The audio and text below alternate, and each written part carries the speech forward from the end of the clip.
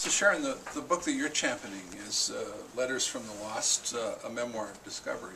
Yes. I'll let you, speak for it yourself, but one of the things that struck me about this book is there has been a lot of books written about the Holocaust one way or another. Of course, this has been a fairly dominant body of literature if you think about it over the last 50 years. What did you find fresh and new, and what was brought to this? It was the total approach, because it's not one of those books where, the bitter details of horror are listed, but rather the Holocaust sits hovering over the book. The author, Helen Wilkes, when her father died, she had a box of letters. It took her until she was 60 to actually open them. And of course, when they immigrated here in 1939, they were the first of the families, and were here to sort of prepare for the rest to come. And of course, the rest never came. And the family never talked about it. And because there was such anti-Semitism in Canada, which I didn't think was that real, but it was horrible, actually. They were in southern Ontario, and they just never talked about it. She even was sent to Sunday school. And it wasn't until 1954 that the Ontario government actually passed a law where you could no longer say that no Jews were allowed to stay at this hotel or go to this swimming resort, that sort of thing. That kind of surprised me.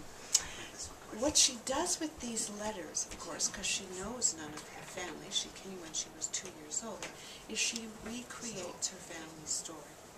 The brothers, the aunts, the uncles. So what happens is that the Holocaust becomes an extremely personal, it reminds you of your own aunts and uncles and cousins and what have you. And several trips to Europe, she pieced all of this together. I think what was really striking for me was, that the Canadian government didn't want to let Jews in.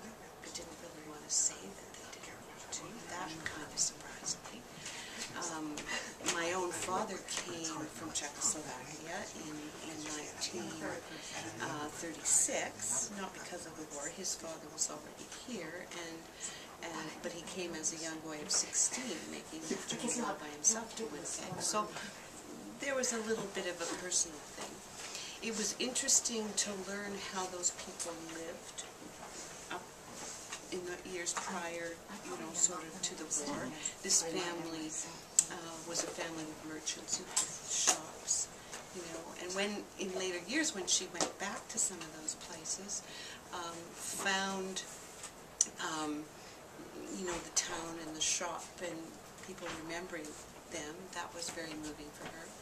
The other part was that, and I think I have to agree with her a little, perhaps the Germans and Hitler weren't the only ones to blame, because many countries in the world, outside of perhaps Denmark, who saved a lot of people and not very many Jews were killed there, everybody else kind of just sat back and didn't really do anything for a very, very long time.